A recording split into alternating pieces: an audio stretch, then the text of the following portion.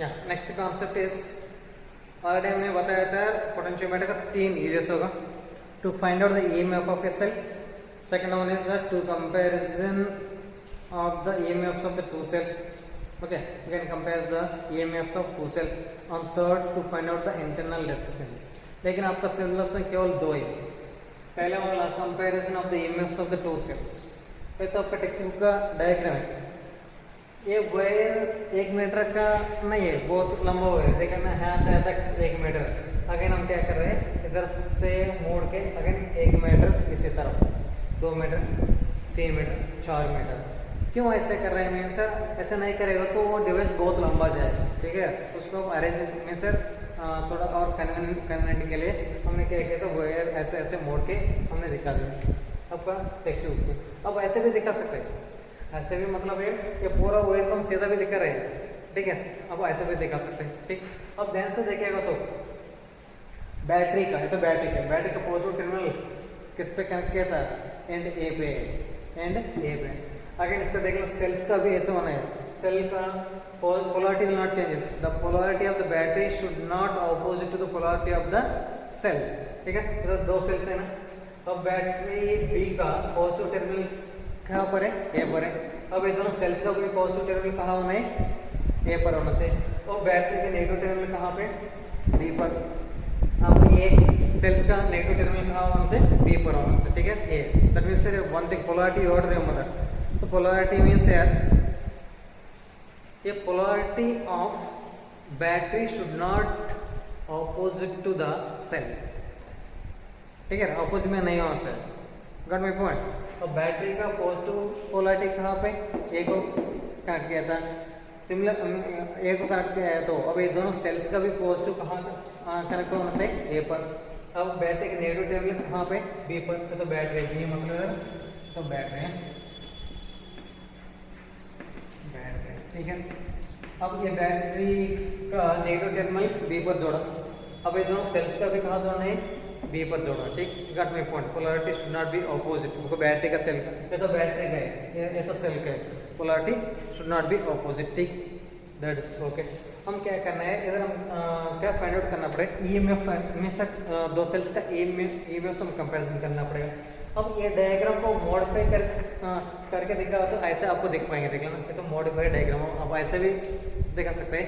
लेकिन you just practice this diagram. तो what ever वो टेक्स्ट बुक में दिया, ये डायग्राम आप प्रैक्टिस करना पड़ेगा. ये तो इंपॉर्टेंट है. ठीक है, इंपॉर्टेंट. ये दोनों डेरिवेशन इंपॉर्टेंट है.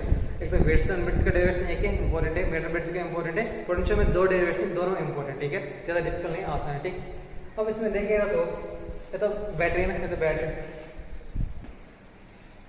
ठीक, these are the 2 cells. Got my point. हमने ऐसे जाके को ऐसे टच किया तो मान लेना ये तो अभी बैलेंसिंग पॉइंट है.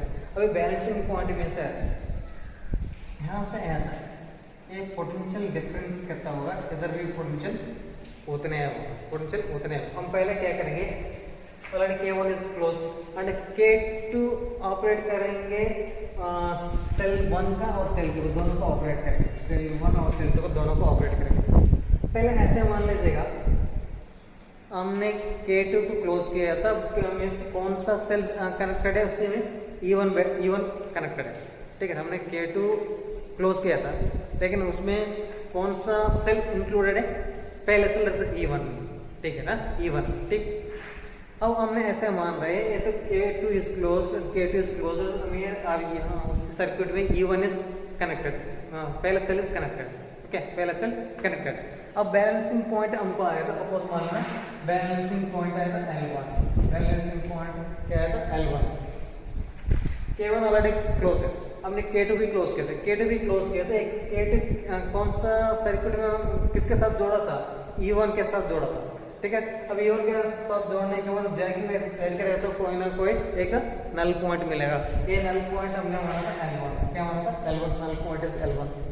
एंड EMF मान लीजिए E1. EMF क्या होगा, E1. अब ये कैसे होगा, दोनों डायरेक्टली प्रोपोर्शनल होगा. E1 is directly proportional to L1. ठीक, otherwise you can write E1 is equal to some K multiplies L1, therefore K is equal to E1 upon upon L1 E is equal to E1 upon L1। ये potential gradient तो change नहीं हुआ, अब कैसा भी find out कर लेना हर जगह में तो उसी वायर का सेम वायर का पोटेंशियल ग्रेडियंट हमेशा क्या आएगा, कांस्टेंट आएगा। ठीक, ये तो पहले हमने क्या किया था। उसके बाद अब इसको सर्किट में लाया, सेकंड सेल को हमने सर्किट में लाया। अब बैलेंसिंग पॉइंट कुछ और अलग हो सकते हैं। बैलेंसिंग पॉइंट सपोज मान लेना L2, बैलेंसिंग पॉइंट L2 और पोटेंशियल ये वेक्टर E2। अब लिख सकते हैं E2 is directly proportional to E2 is directly proportional to L2।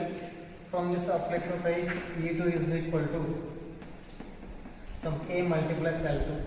Therefore K is equal to क्या लिख सकते हैं E2 upon L2। और ठीक है, E2 is K is equal to E2 upon L2। ये भी K, ये भी K।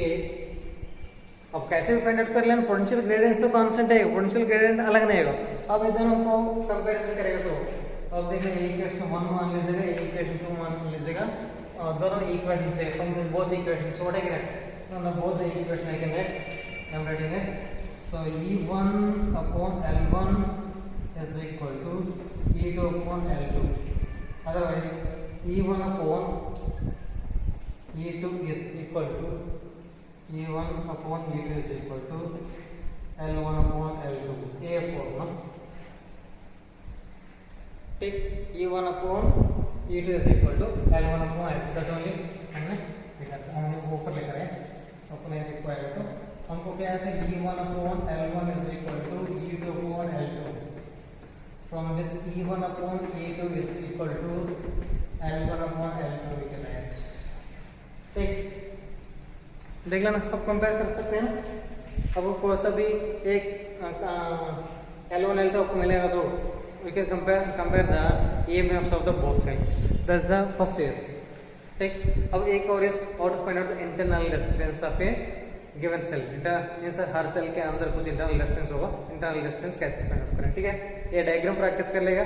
This what comparison of EMFs of the two cells का EMF हम कैसे कंपेयर करेंगे, उनके लिए डेरिवेशन में मैंने दिखाया था। ठीक, क्या करना है, अब डायग्राम को याद करना पड़ेगा। उसके बाद हम क्या करें, दो कंडीशन लिखेंगे। एक तो पहले सेल के लिए लिखेंगे, लेकिन ये सब कुछ अब एक्सप्लेन करना पड़ेगा, क्या क्या एक्सप्लेन करना, कैसे कैसे जोड़ा। अब देख लेना, this are the end points, wire का एंड पॉइंट्स।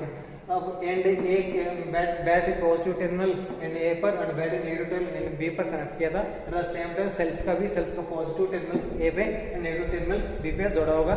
ठीक है, एंड उसके बाद यहाँ से एक गैलोरीमीटर के साथ जाके जोड़ा होगा। ये सब कुछ आप लोग एक्सप्लेन करना पड़ेगा। ठीक, या एंड उसके बाद हम क्या करेंगे, पहले कंडीशन में सेल 1 मानेंगे, सेल 1 सर्किट में इंक्लूड करके एक की को क्लोज करेंगे।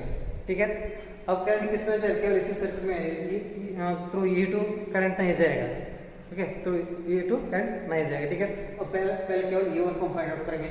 E1 को फाइंड आउट करेंगे तो कंडीशन क्या है, E1 is directly proportional to L1 from the principle of the potentiometer। from that of exercise K is equal to E1 upon L1। and similarly second cell के लिए क्या आएगा, K is equal to E2 upon L2। from this both equation can write E1 upon L1 is equal to E2 upon L2। then E1 upon E2 is equal to L1 upon L2 apply। so that is the comparison। E1 upon E2 is equal to L1 upon L2।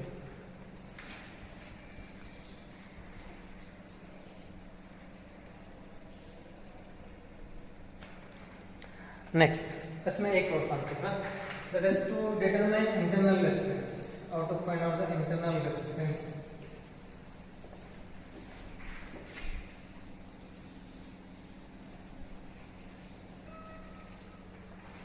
To find out the internal resistance, diagram तो ए है, diagram A है, diagram ना change.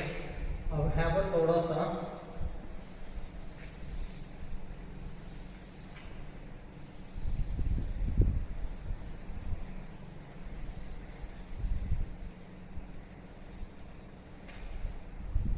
तो cell EMF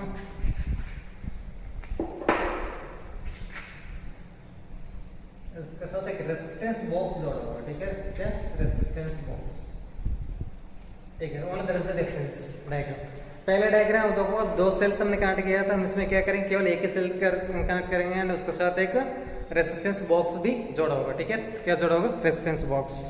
ठीक, इसमें हम क्या फाइंड आउट करना है, इंटरनल रेजिस्टेंस हम फाइंड आउट करना है। ठीक है, इंटरनल रेजिस्टेंस का फॉर्मूला ऑलरेडी आप लोगों को पता है। इंटरनल रेजिस्टेंस का फॉर्मूला ऑलरेडी आप लोगों को पता है। कैसे फाइंड आउट करेंगे internal resistance, R is equal to ये formula, small r is equal to क्या अपना r multiplies that is v upon e upon v minus 1, e upon v minus 1। ठीक, ये फॉर्मूला इंटरनल रेजिस्टेंस का formula है। लेकिन by using potentiometer हम कैसे फाइंड आउट करेंगे, अब ये देख लीजिएगा। ठीक है,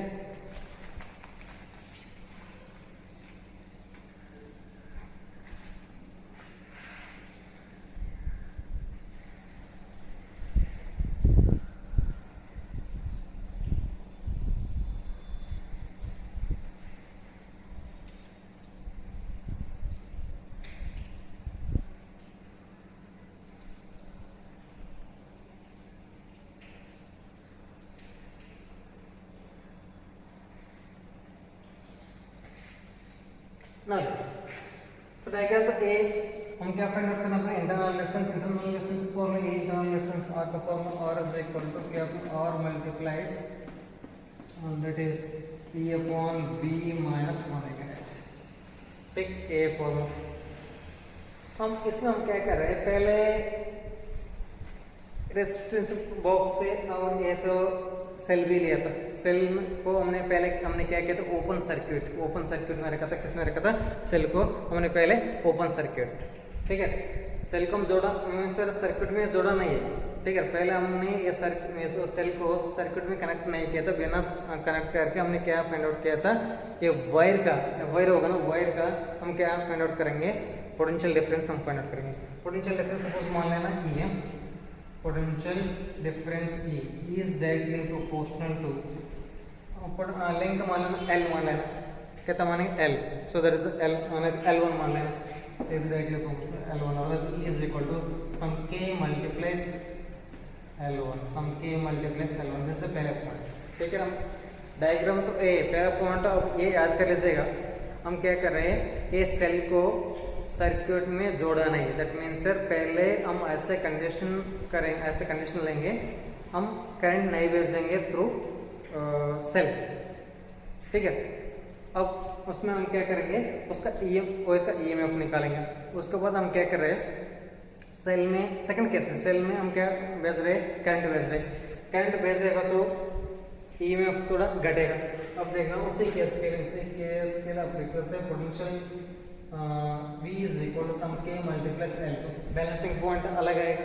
अब ये दोनों इक्वेशन से अप्लाई करेगा तो ये दोनों हमको कैसे है, E अपॉन V, तो E अपॉन V में से अब दोनों को डिवाइड करेगा तो E upon V is equal to K upon K L1 upon K L2, K get cancel, that will get the L1 upon L2। ठीक है, अब R is equal to क्या R minus E upon V के जगह हम क्या लिख सकते हैं, L1 upon L2 minus 1, L2 minus 1। ये फॉर्मूला इसको फाइंड आउट कर सकते हैं, that is the how to find out the internal resistance of a यानी गिवन सेल। ठीक, पहले हमने क्या किया था, सेल सर्किट में सर्किट में नहीं जोड़ा। ठीक है, एक्सक्लूडेड सेल। उसी केस में मैंने क्या किया था, वायर को पोटेंशियल डिफरेंस फाइंड आउट किया था। वायर को पोटेंशियल डिफरेंस हमने माना था E एंड बैलेंसिंग पॉइंट हमने सोचा था L1 पे आया था। ठीक है, हमने लिया था L1 पे।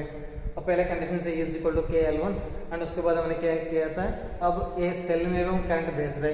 ठीक है, उसी केस में पोटेंशियल डिफरेंस V मान लेना, V equal to K L2। ठीक है, दोनों को डिवाइड करें तो अपन V इक्वल टू L1 अपन L2 यहाँ पर रिप्लेस करेगा तो। ठीक है, if you are not knowing E and V, the ratio of E and V आपको नहीं पता है, फिर भी आप निकाल सकते हैं बाय द पोटेंशियोमीटर। वही में सर E अपॉन V किसको बराबर है, सो L1 अपॉन L2 को बराबर है। L1 अपॉन L2 वैल्यू को रिप्लेस करें तो आप फाइंड आउट कर सकते हैं internal resistance. Okay, this is the about the this three devices.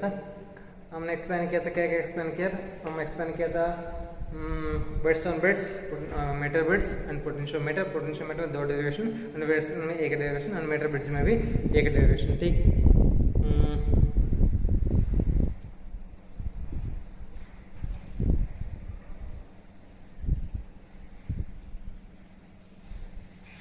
ठीक है, और कुछ नहीं है इसमें।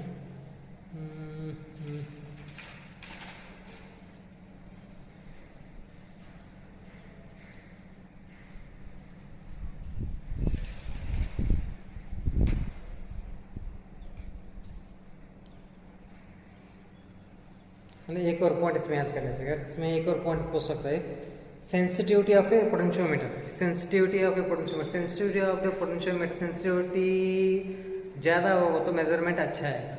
सो कौन सा केस में ये पोटेंशियोमीटर की सेंसिटिविटी बहुत ज़्यादा होगा, ठीक है, पोटेंशियल ग्रेडियंट कम होगा तो, ठीक है, इट डिपेंड्स ऑन द के। सो के इज लेस देन उसका सेंसिटिविटी से मूव, ठीक है, किसका, पोटेंशियोमीटर का सेंसिटिविटी कब ज़्यादा होगा, मीन्स पोटेंशियल ग्रेडियंट क्या उनसे कम होने से, पोटेंशियल ग्रेडियंट कितना कम होगा उसका सेंसिटिविटी उतना ज़्यादा होगा। Okay, that point you can remember. अभी आई थिंक थोड़ा और बेसिक कॉन्सेप्ट बचा है, I will be explaining one more video tomorrow. Tomorrow I will be uploading one more video. Okay, thank you.